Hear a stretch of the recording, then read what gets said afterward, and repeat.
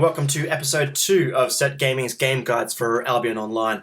In episode 1, we briefly covered some of the initial steps you will take in the world of Albion Online, including some mission progression and some other basics such as combat and crafting. In episode 2, we're going to take a more in-depth look at some of the features around the towns that you will spend some of your time, including the player bank, the auction house. We'll also discuss the classless gear system that Albion Online uses for player progression, and we'll also talk a little bit about the player-driven economy and what that means for players. So to get started, let's kick it off with the classless feature set. In many MMOs that you may have played, the way that player progression moves forward is by killing mobs and completing quests and gaining experience. Once you reach the next level, you are awarded an attribute point or a skill point or a spell point, and you use that point to allocate it to maybe a new ability, maybe it's some crafting aspect of the game,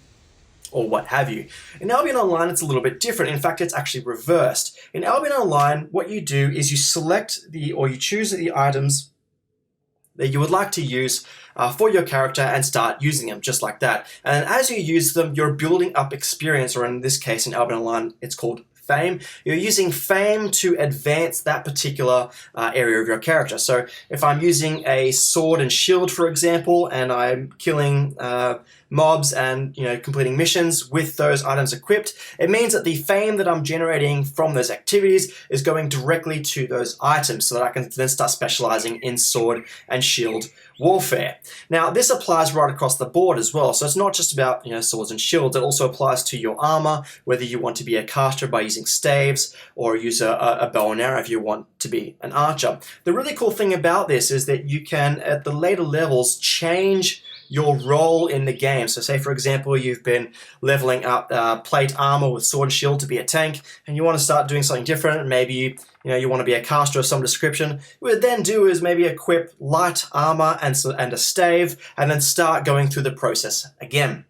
What's really great about this, though, however, is, say, for example, you change your mind again, you want to go back to being a tank, all your progress from before is still there. It doesn't reset, and you don't need to reset. So the progression in Albion Online is constantly moving forward, even if you decide to change your mind on the role you want to play. So in episode 1, you would have, if you watched episode 1, you would have seen that when I created Selena, I didn't actually select a class. I didn't say, oh, I want to be a rogue or I want to be a warrior or a healer. I simply created the character and then moved into the game. Now, it's at this point in the game that now that we're in town, I can decide which way I want to go. And we'll talk about that in future episodes. The next subject I want to quickly broach is the player-driven economy. Now, what exactly does that mean? What effect does that have on you? In many games, the way you obtain items in the game world is either by destroying bosses and picking up the loot and then putting that on your character, or maybe you've killed a few mobs or you've completed a quest and you get items that way. It doesn't work that way in Albion Online. In Albion, what happens is players craft items and then they can either use them for themselves or they put them on the relevant auction house and sell it to other players. So a player-driven economy means that all the items in the game that are usable by players are actually created by players, and it doesn't change. So if you need to create a sword or a bow, you need to go and gather the resource for that, and you can craft it for yourself, or you can sell it to other players on the auction house. So if we go to the auction house up here and take a quick look, let's have a look at some armor, for example. We can see here that there's a range of options. We've got some tier 1 armor up here, some tier 2 armor, which is heavy and officers plate armor. You can see here that it's actually red as well. It means that I can't use it. But if we click on the question mark and have a look at the stats here, and then just scroll down a little bit, you'll see, that's a bit silly. We'll go down to the next one. Go to this one. You can see here that it was crafted by Exit Theme. Okay, so this was the person who originally created that item, and it happens right across the board. So let's check out some weapons and stuff here as well. Let's check out a fire stuff. You can see here it was created by Mekelka. You will never see an item in the game world that was not crafted by someone. Even in episode 1, when we were just starting out in the world, we didn't have any weapons. So how did we go about obtaining any? Well, we had a crafter nearby. We gathered the resources that we needed, and we crafted a sword and our weapon.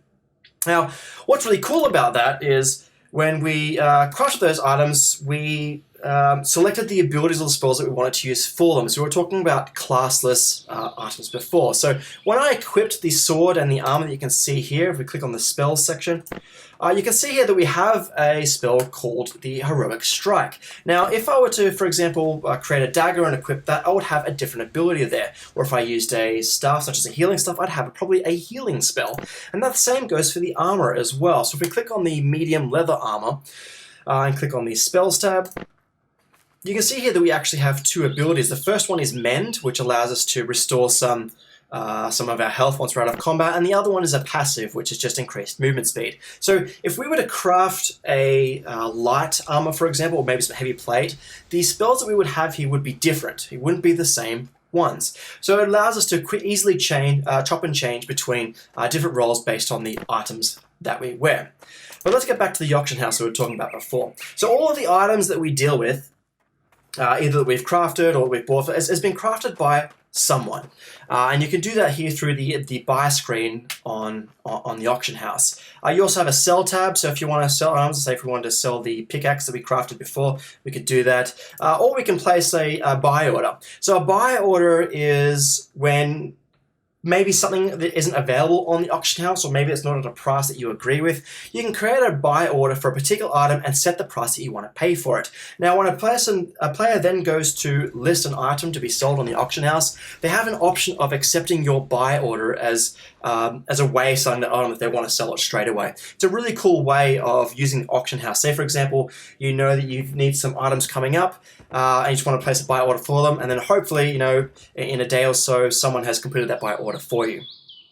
Once you've purchased items or you've completed a buy order, there's this complete tab here, which is where all the, the auctions that you've won show up. So if we were to purchase an item here, let's go buy someone actually.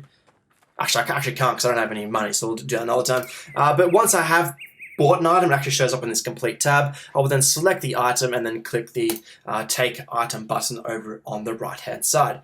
Now, what's another really interesting point about the auction house is that in the majority of MMOs, the auction house is actually global. What does that mean? It means that when I look at the auction house here, or I look at the auction house in another town or a big city, I'm looking at the same items that has been placed there by somebody else.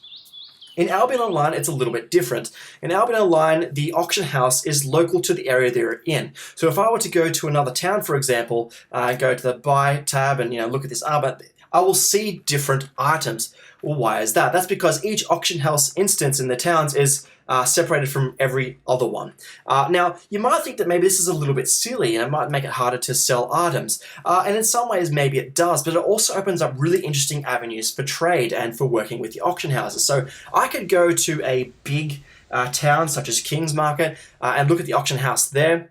Generally speaking, in the cities, the prices are cheaper because you have more competition. It's the whole supply and demand 101 of economics. And if the prices are different enough between a big city and a small town, what I can actually do is purchase those items in the big city, come to a small town, and then sell them at a profit. So that's really, really cool. Now, there's another aspect of the game as well that isn't local, and that's the player banks. So if I go here to my player bank and check it out, you can see here that I've got a couple of items that I had deposited previously. If I went to another town and went to my player bank there, I wouldn't see any items there because I haven't done any work in that area. So this is another thing to be mindful of when you're moving between towns. Generally speaking, you want to do the majority of your work within a couple of zones of your main town, and then you can kind of work with your bank and other areas and your guild stash as well if it's applicable there. But if you need to move town, you actually need to move the items. You can't mail them to you. You can give them to other players if you like. They can give you a hand in transporting across. But whatever you do, you have to move it to that particular town and work in that particular area. So it's another good avenue for trade. So that's it, guys. I hope you've liked this video. My name is Julius. This is episode 2 of Set Gaming's Guides to Albion Online. If you like it, please subscribe to the channel, and I also appreciate any comments you have as well. Okay, bye.